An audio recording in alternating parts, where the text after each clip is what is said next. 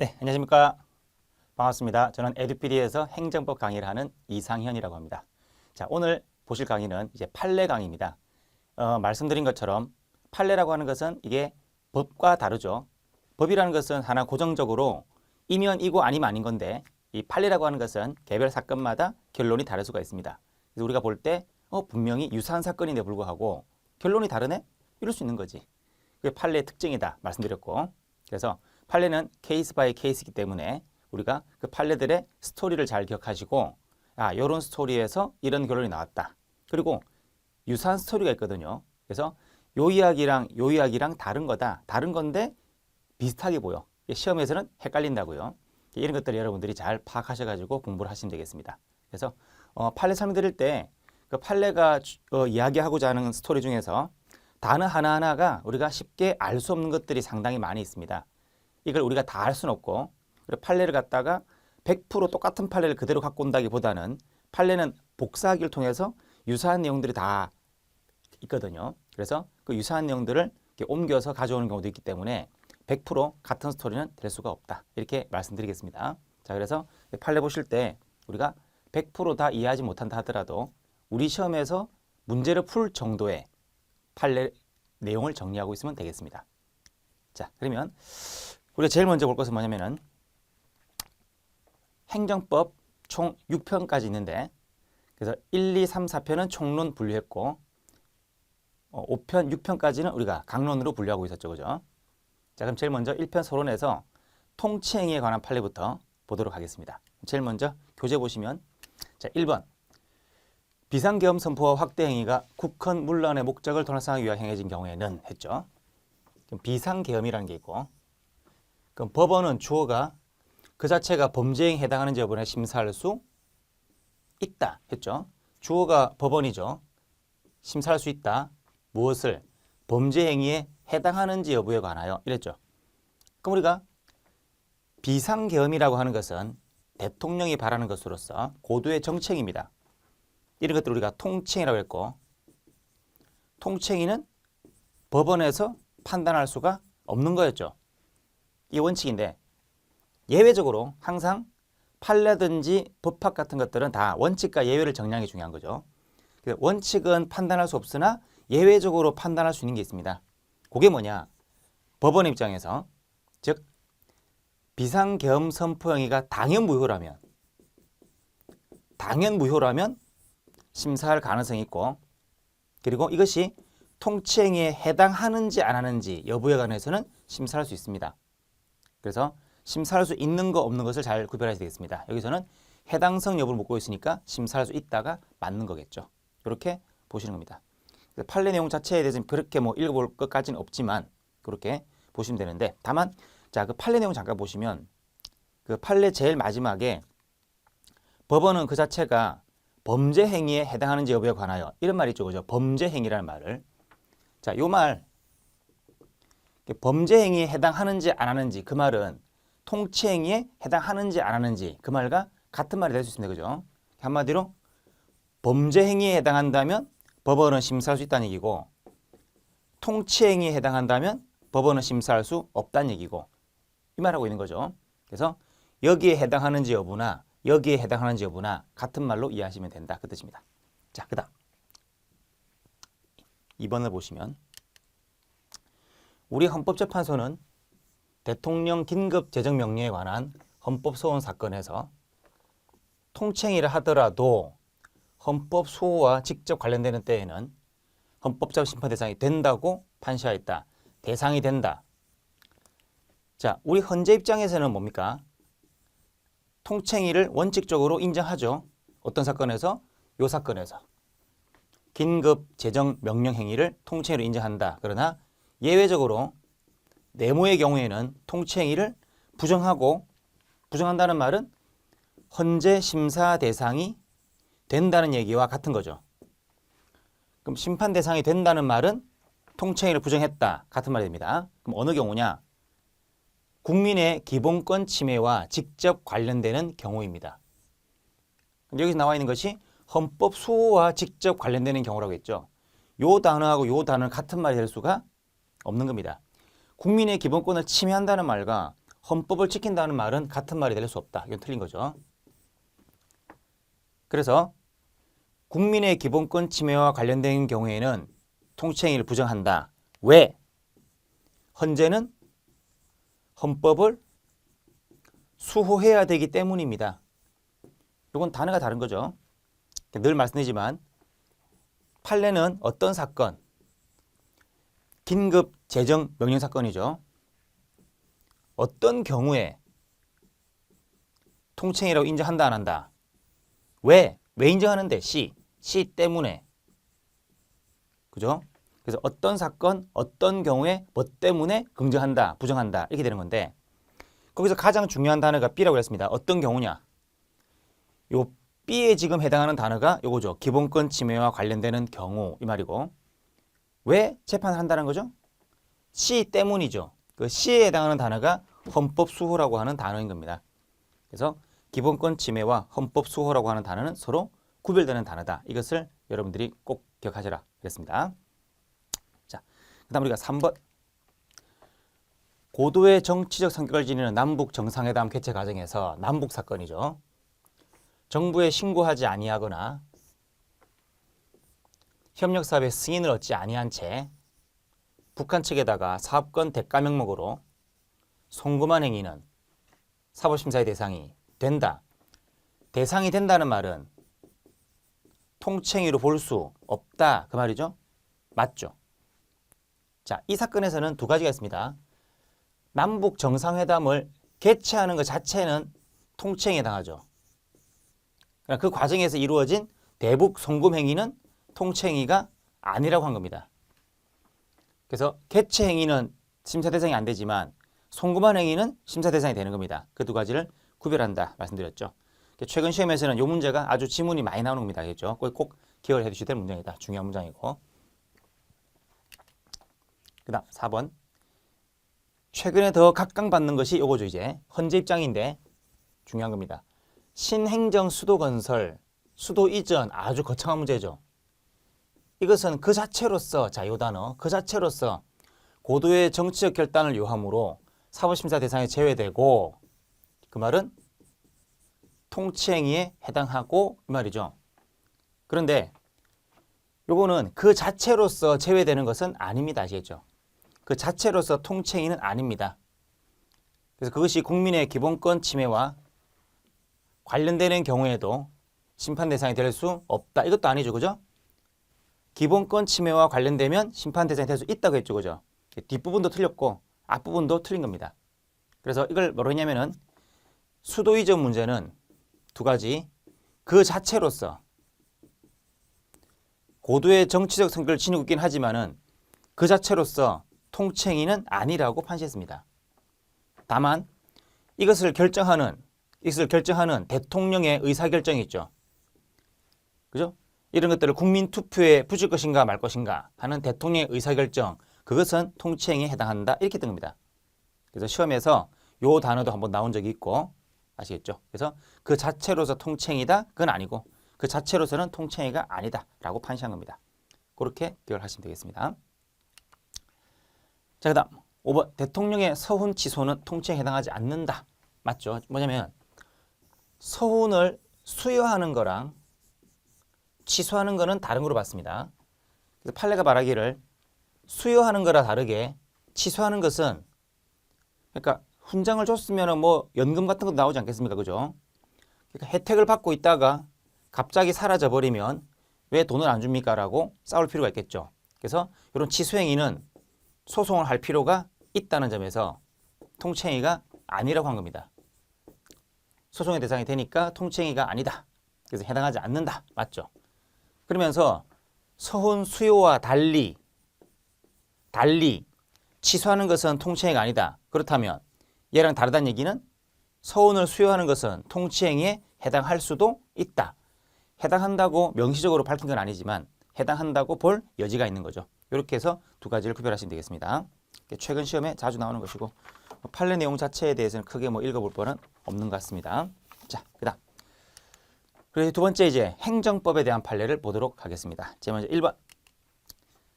자, 납세 의무자에게 조세 납부 의무뿐만 아니라 스스로 과세 표준과 세액을 계산하여 신고하는 의무. 즉 조세를 부과하는 것은 크게 두 가지가 있습니다. 조세를 부과하는 게 있고 부과 처분 또는 신고에 따라서 납부하는 게 있고 처분을 받으니까 처분이 오니까 돈 내는 게 있고 알아서 신고해서 돈 내는 게 있고 두 가지 방식입니다. 그래서 신고할 때 그 말이죠.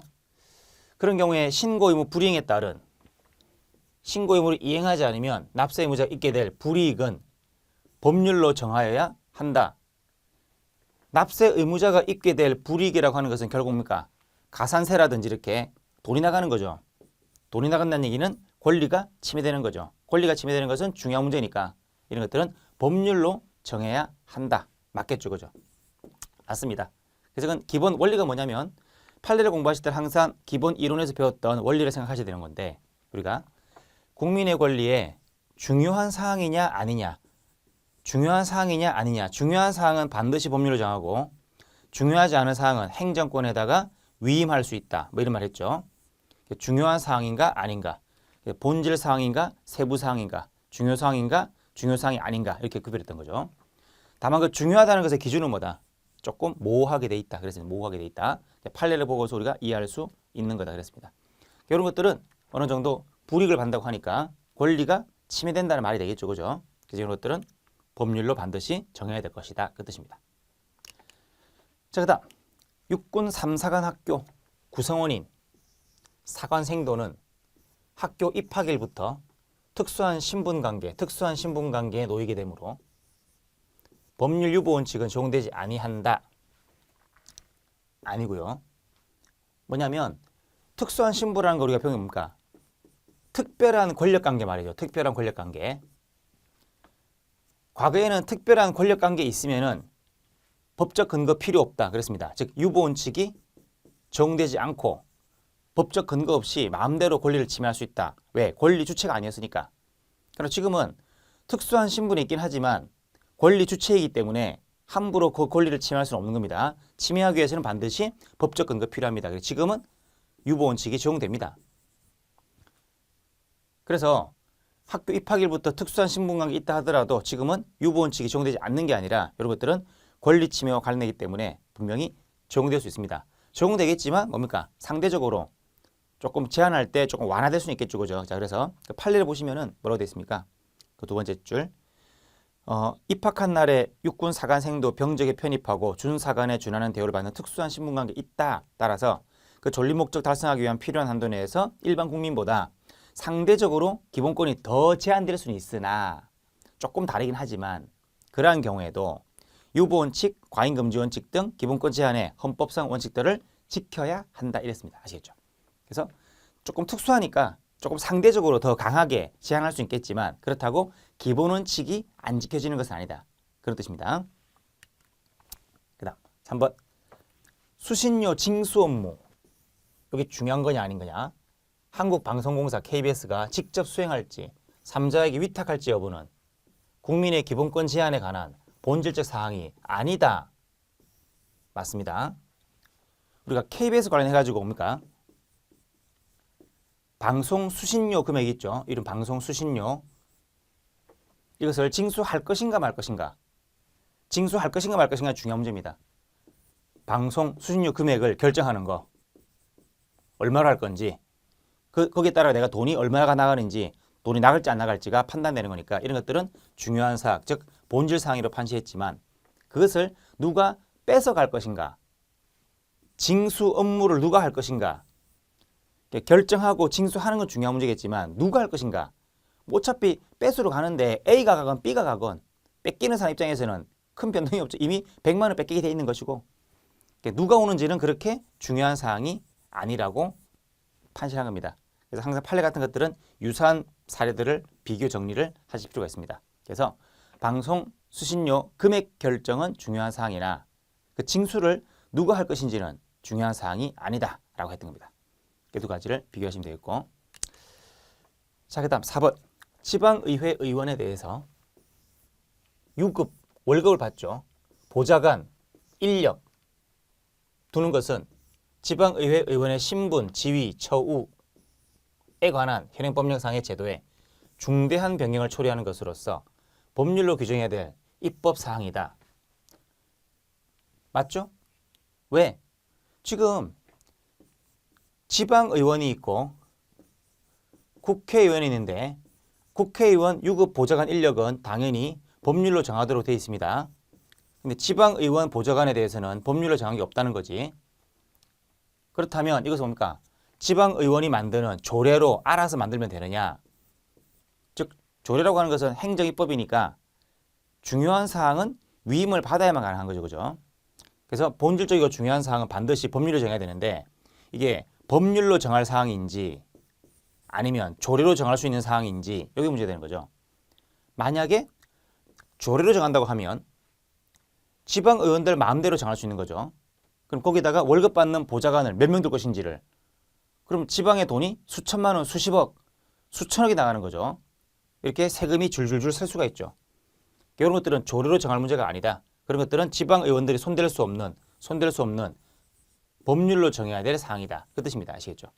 그렇지 않으면 지방의원들이 마음대로 인력을 늘려가지고 자기 친척들한테 다 그냥 공짜로 월급을 주겠죠. 일도 안 시키고 뭐 그럴 수가 있으니까. 그래서 이런 것들은 중요한 사항이라서 반드시 법률로 정할 사항이다. 조례로 정할 사항은 아니다. 이렇게 되는 거죠. 뭐 그런 이야기입니다. 아시겠죠? 보시면 되겠고. 그 다음 이제 자 5번을 보시면 헌법재판소는 토지 등 소유자가 도시환경정비사업을 시행하는 경우에 즉 요거 지금 헌법재판소 판례입니다. 토지 등 소유자라고 하는 것은 토지를 가진 사람뿐만 아니라 건물 소유자도 있고 그 건물을 사용하기 위해서 쓰는 지상권자, 건물 소유자, 토지 소유자 다 같이 있기 때문에 그냥 토지 등 소유자입니다. 토지 등 소유자. 그러니까 토지 소유자 등하고 토지 등 소유자하고는 조금 차이가 있는데 토지 등이라는 것은 요거 다 포함해서 그 뜻입니다.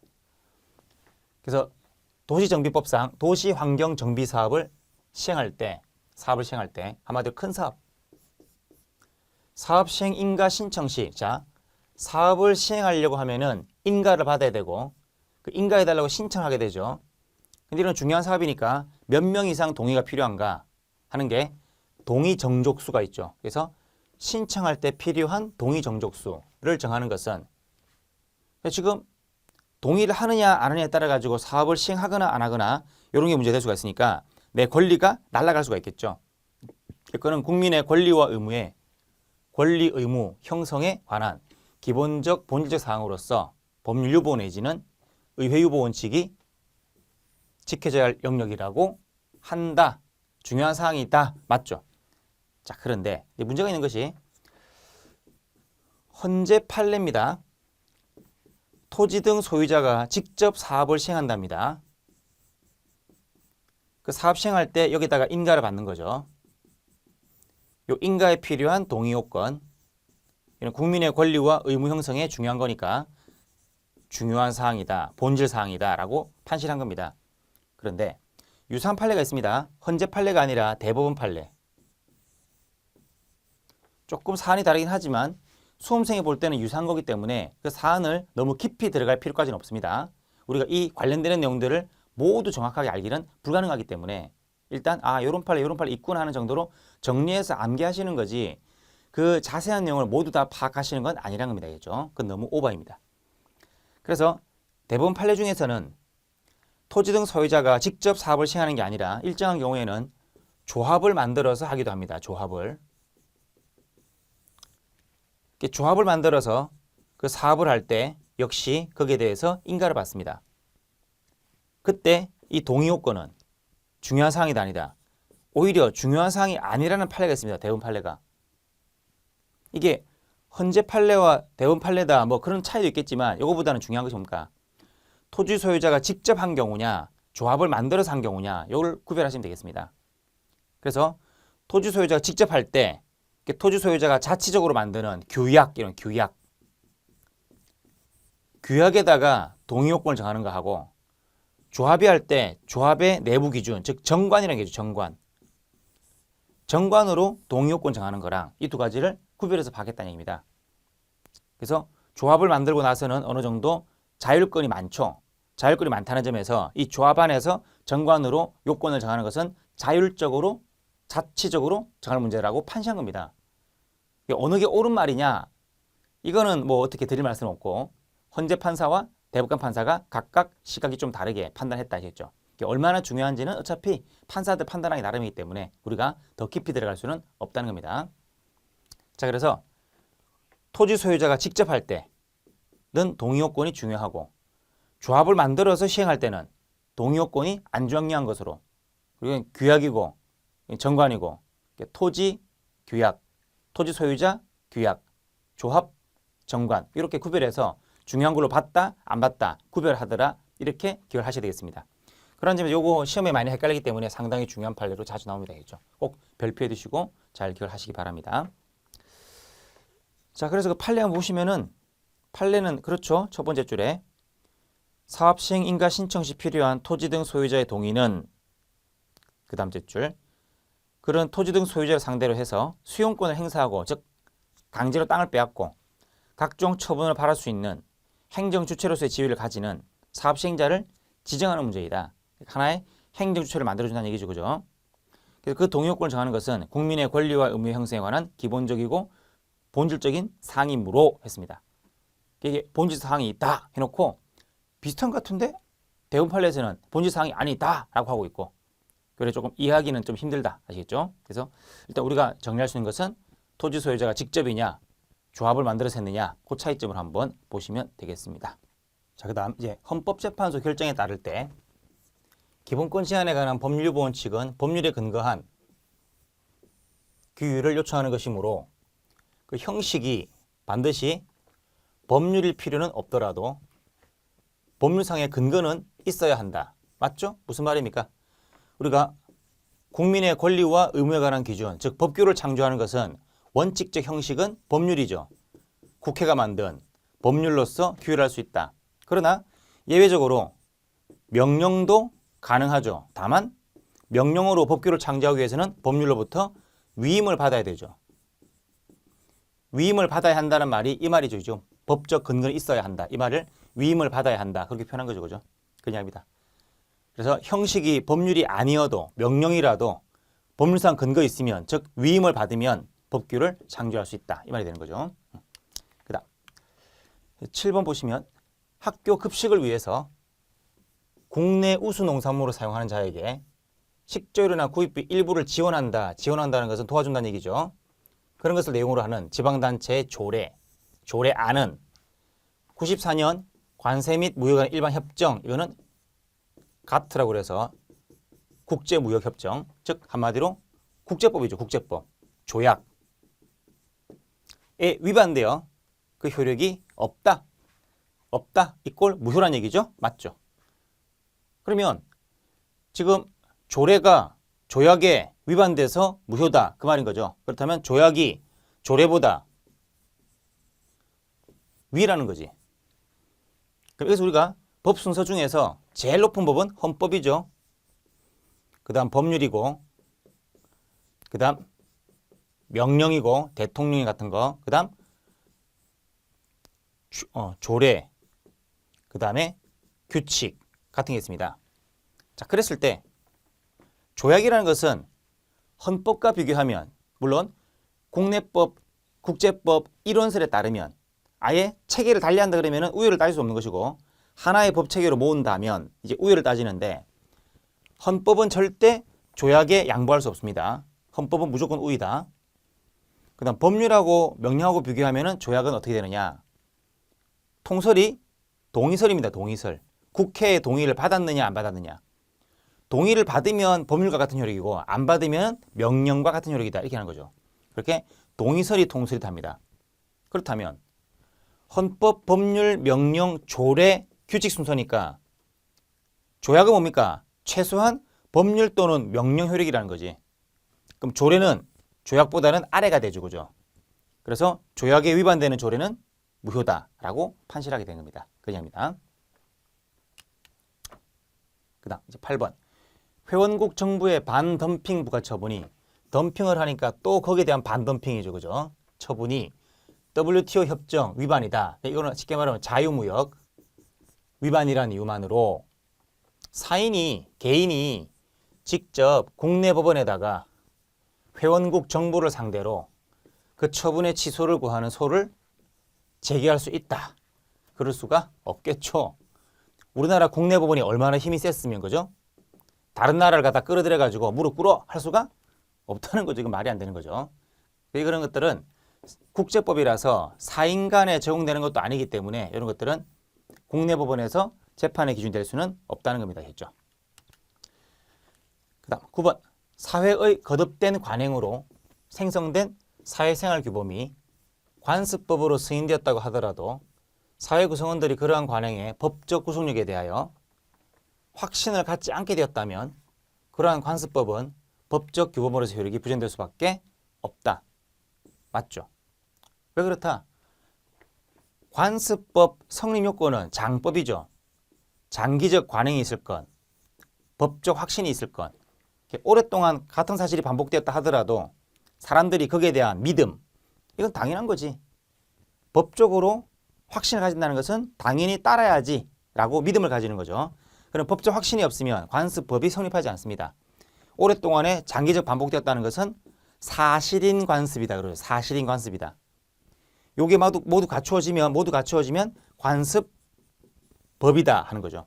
그래서 사실인 관습과 관습법을 구별하고 있습니다. 자, 그 다음 10번 보시면 자 말씀드린 것처럼 대법원 판례죠. 이게 중요하죠. 이거 중요한 사건이고 사안이 서로 다른 사건, 한마디로 유사하지만 다른 사건을 우리가 동종사건 그랬습니다. 을 재판하는 하급심 법원을 직접 기속하는 효력이 있다가 아니죠. 대법원 판결은 법적 구속력이 있느냐, 사실적 구속력만 있느냐. 법적 구속력을 따질 때 당해 사건에서 상급법원의 재판은 하급법원을 구속하죠. 1심, 2심, 3심 관계에서 3심은 2심을, 2심은 1심을 구속한다 이 말입니다. 그래서 그 사건에서입니다. 그 사건을 갖다가 당해 사건. 지금은 이게 한글화로 바뀌어서 해당 사건. 늘 말씀드리지만 해당 사건이란 게 어차피 한자어니까 그 사건. 이게 한글말이죠. 그 사건. 당해 사건에서는 구속력이 있다. 그러니까 갑사건 상급법원의 재판이 갑사건 하급법원을 구속한다 이 말입니다. 그러나 다른 사건, 동종사건은 구속력이 없죠. 이 말은 갑사건 상급법원의 재판이 을사건 하급심을 구속한다. 요거는 단절됩니다. 그러나 사실적 구속력은 있는 거다 그랬죠. 그러나 헌재 판결은 뭐다? 이와 다르게 모든 사건을 법적으로 구속한다 이랬습니다. 그래서 당동병일, 당해사건, 동종사건, 병행사건, 일반 사건을 모두 구속한다라고 이야기했던 거죠. 그럼 여기는 서로 다른 사건이니까 바로 동종사건을 말하는 거니까 동종사건에 대해서는 법적 구속력이 없다, 있다고 하면 틀린 거다 그 뜻입니다. 자, 그 다음 이제 11번 경찰 공무원이 교통법규 위반 운전자에게 10,000원권 지폐 한 장을 2번 접어서 면허증과 함께 달라고 한 경우에 누가? 경찰 공무원이. 미친놈이죠.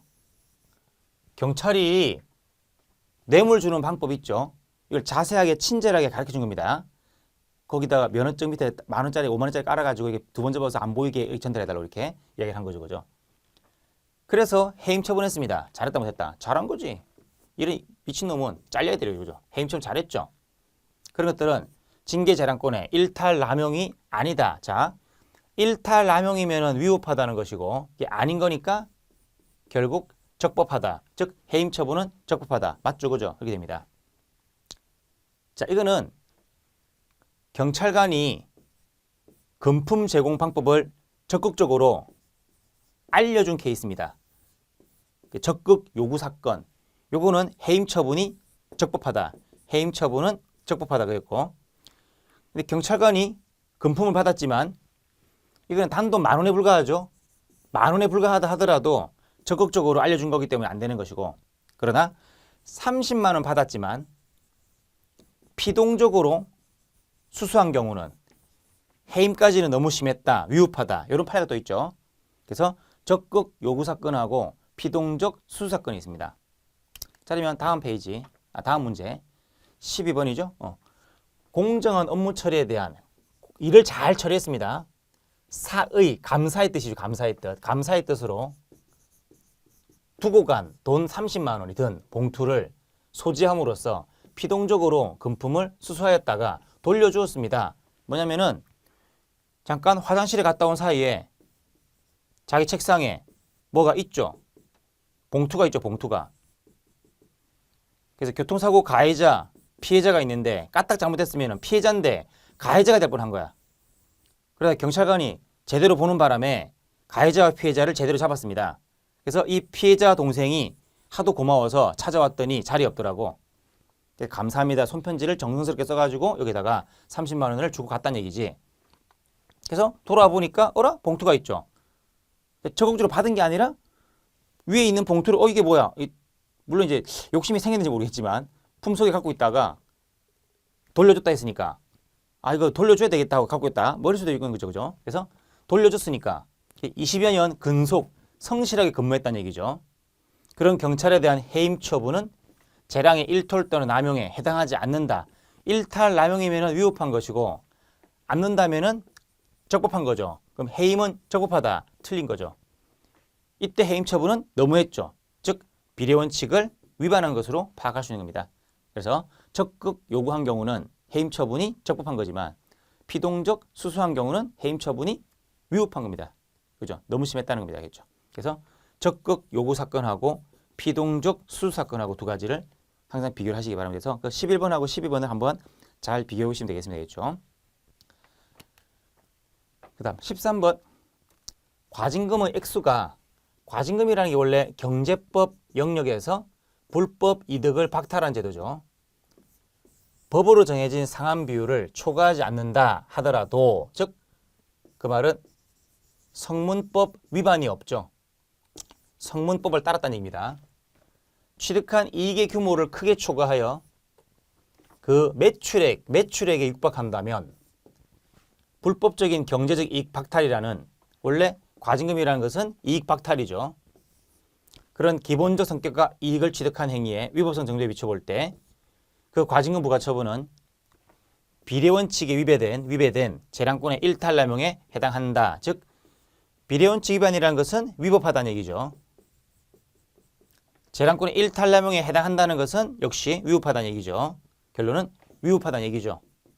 너무 심했다. 맞죠? 그 이유가 뭐냐? 즉, 자, 이 과징금이라고 하는 것은 이득 박탈이니까 뭡니까? 원래 원가가 50만 원, 정상 이윤이 20만 원. 근데 불공정 거래 행위로 30만 원 벌어졌다. 그러면은 이득 박탈이니까 이런 불법 이득을 박탈하는 거예요. 불법 이득을 박탈하는 거. 근데 그것이 매출에 육박했다는 얘기는 요것만 뺏어가는 게 아니라 전체 금액 100을 다 가져간다는 거죠. 그렇다면 정상 이윤과 정상 원가까지 몽땅 박탈한다는 얘기입니다. 너무 심했다는 얘기지.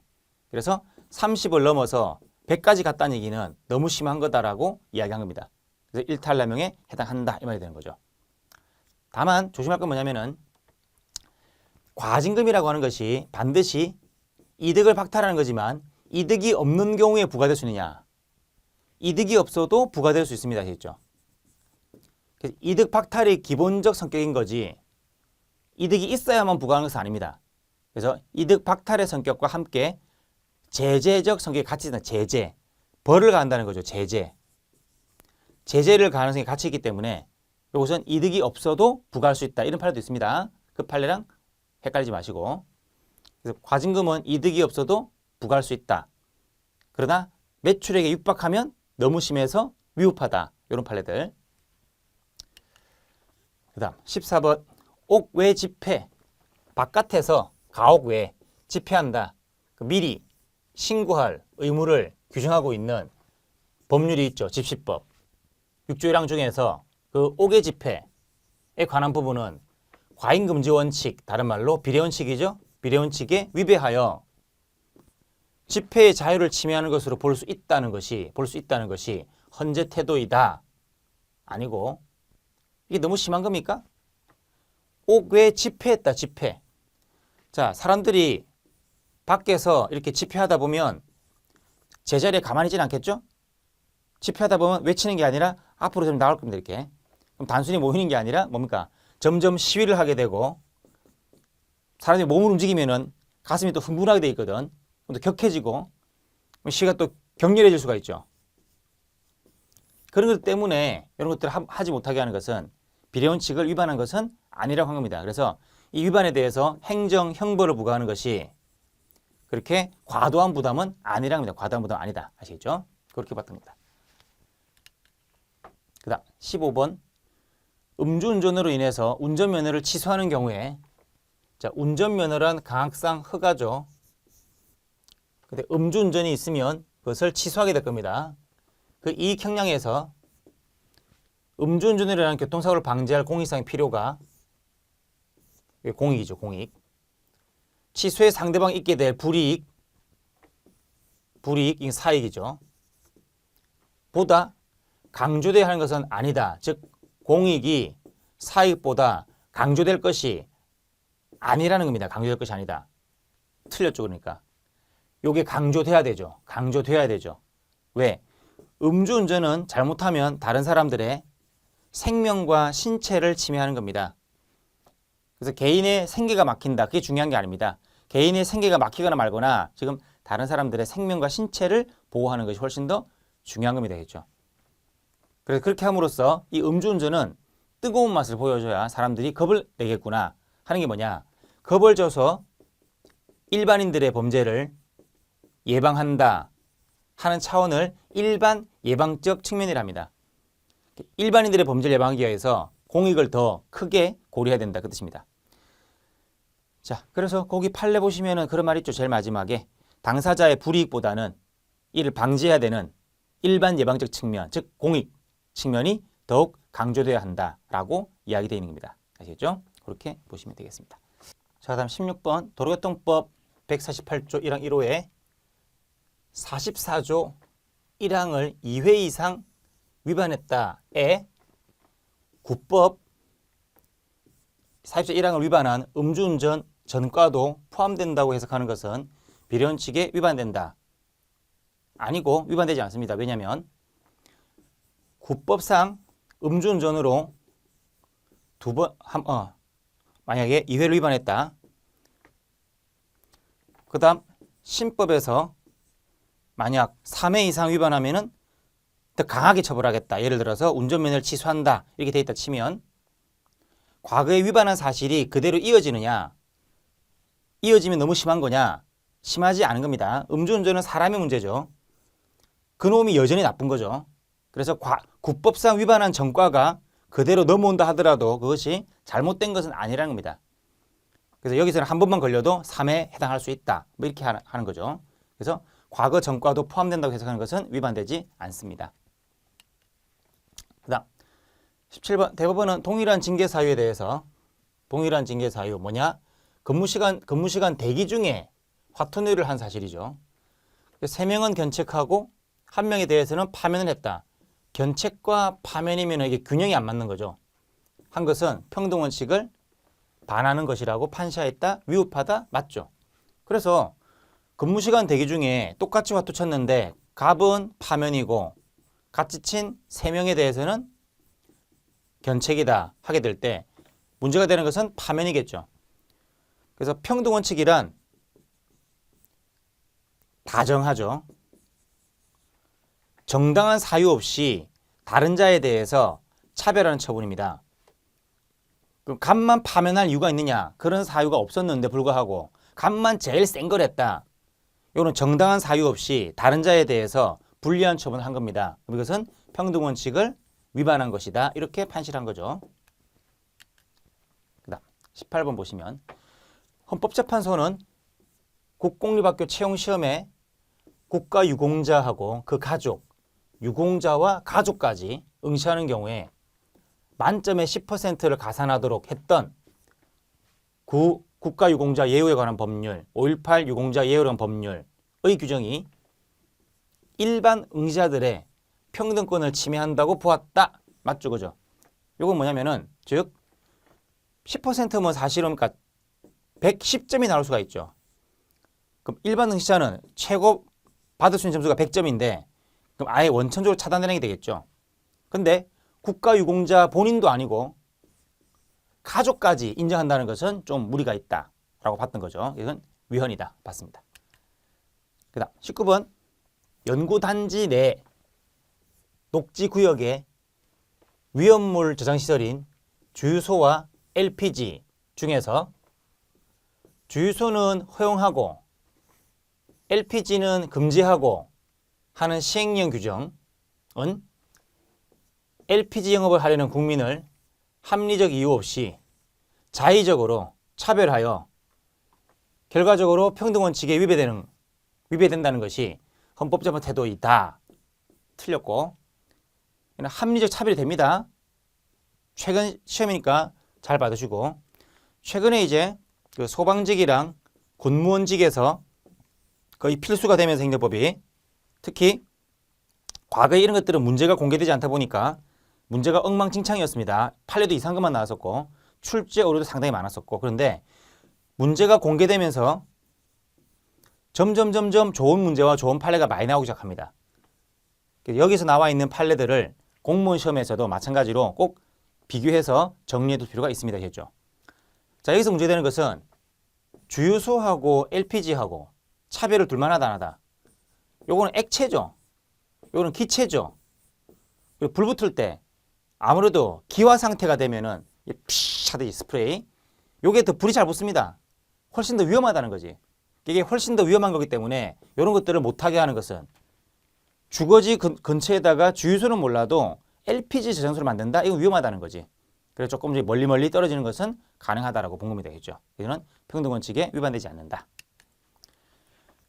그 다음 행정청이 개인 택시 운송사업 면허를 발급함에 있어서 지침에 따라 택시 경력자를 일정 부분 우대하는 처분을 한 경우에 택시 이외의 경력자에게 반사적으로 불이익이 초래된 결과가 되므로 그러한 내용의 지침에 따른 처분은 재량권을 일탈남용한 처분에 일탈남용한 처분에 해당된다. 이꼴 위법하다. 가끔 처음 하시는 분들이 일탈남용에 해당된다, 일탈남용이 아니다 이런 표현을 잘못 읽으셔가지고 실수하는 경우가 많으니까 꼭 일탈남용에 해당한다는 것은 이렇게 바꿔놓고 보시면 쉬울 겁니다. 알겠죠? 한마디로 택시 경력하고 택시인 사람과 택시가 아닌 사람을 차별 대우한다. 이게 되느냐? 위법하지 않죠. 할 수 있죠. 방금 주유소와 LPG가 차이가 나듯이 택시 면허를 발급하죠. 지금 버스가 아니라 택시 면허를 발급하는 거니까 택시 면허를 가진 사람과 택시 경력과 버스 경력은 다른 거니까 그죠? 택시 경력을 우대하는 것은 당연하다. 합리적 차별이라 본 겁니다. 그죠? 그다음 21번 지방의회의 감사 또는 조사를 위하여 출석 요구를 받은 증인이 출석하지 않을 경우에 증인의 사회적 지위에 따라 과태료 액수에 차등을 두는 것을 내용하는 조례안은 헌법에 규정된 평등원칙에 위배된다고 볼 수 없다. 이꼴 적법하다 이 말이죠. 그죠? 사회적 지위에 따라 과태료 액수에 차등을 두는 것은 적법하다. 틀린 겁니다. 그렇게 했으면 좋겠지만 돈이 많은 사람한테는 과태료 세게 때리고 없는 사람은 적게 때리고 이렇게 하고 싶습니다. 그런데 아직까지는 그 사회적 지위에 따라서 과태료 액수에 차등을 두는 것은 평등원칙을 위반한다고 했습니다. 겠죠? 그래서 이 사회적 지위에 따라서 과태료 액수에 차등을 둘 수는 없다. 이렇게 한 거죠. 이것도 시험에 자주 나오니까 이건 별표해 두시고 꼭 잘 기억하시기 바랍니다. 이거는 별표해 두시고 최근 시험에 아주 많이 나오고 있습니다. 그래서 우리가 모든 판례는 다 할 수 없지만 시험에 나오는 중요한 판례들은 뭡니까? 자주 나오는 판례들은 반드시 암기를 하고 있고 최소한 이것만이라도 틀리지 않는다면 문제를 정답을 고를 수는 있습니다. 겠죠? 그래서 1번, 2번, 3번, 4번 할 때 무슨 판례인지 모르겠고 이것도 모르겠고 근데 이것은 틀린 게 확실하다. 그러면 3번을 찍으면 되는 거죠. 그렇기 때문에 시험에 항상 나오는 기본 판례들 있죠. 이거는 꼭 결론 암기하시기 바랍니다. 자, 22번 헌법재판소는 평등원칙이나 신뢰원칙을 근거로 해서 행정의 자유구속 원칙을 인정하고 있다? 맞습니다. 원래 자기구속의 원칙의 근거는 뭐냐면은 평등원칙이다라고 보는 게 학설이고 평등원칙 또는 신뢰원칙이다라고 보는 게 판례입니다. 그래서 학설은 평등원칙에 근거하지만 판례 입장에서는 두 가지를 다 이야기합니다. 그래서 신뢰보호도 같이 이야기합니다. 이게 최근 시험에 자주 등장하고 있기 때문에 판례는 대법원 판례든 헌재 판례는 똑같습니다. 평등원칙만 주장한다 아니고 신뢰보호원칙도 같이 주장하고 있다. 이게 중요한 거죠. 이 판례도 최근에 자주 등장하고 있으니까 별로 중요한 판례도 아니고 뭐 별것도 아닌데 굳이 그걸 나눠가지고 틀리라고 일부러 틀리라고 내는 겁니다. 알겠죠? 저런 것도 자주 나온다면은 체크를 할 수밖에 없다. 그 뜻입니다. 그 다음 23번 현역 군인만 국방부의 보조기관, 차관보, 보좌기관과 그다음 병무청, 방위사업청 이런 국방부고 얘는 청이죠. 국방부 밑에 있는 의 보조기관, 보좌기관의 보, 임무를 명할 수 있는 거죠. 정하여 군무원을 제외하고 있다. 그런 정보조직법 관련 조항은 군무원인 청구인들의 평등권을 침해한다고 보아야 한다. 아니고 어떤 그 국방부 안에 있는 보조기관, 보좌기관은 어느 정도 전문성을 강조하는 부분이 있을 겁니다. 아시겠죠? 그렇기 때문에 그런 자리에는 뭡니까? 그동안 20년 동안, 10년 동안 현역 군인을 하면서 관련되는 여러 가지 뭡니까? 군무원이 하는 업무는 행정 업무고 현역 군인이 하는 업무는 탱크를 다루는 거고 다른 거죠. 그죠? 분명히 서로 같지가 않은 겁니다. 그래서 요 A 자리는 총을 다뤄본, 탱크를 다뤄본 그런 군인들만 할 수 있다. 그렇다면 군인들만 해야지 당연히. 군무원이 들어갈 수는 없죠. 군무원들은 행정 업무만 하는 사람들이기 때문에. 그래서 이 차별을 두는 것은 합리적인 차별인 겁니다. 그래서 평등권을 침해하지 않는다. 이렇게 보시면 되겠습니다. 자, 이번 강의 여기까지 하고 다음 시간에 이어서 계속 보도록 하겠습니다. 네, 감사합니다.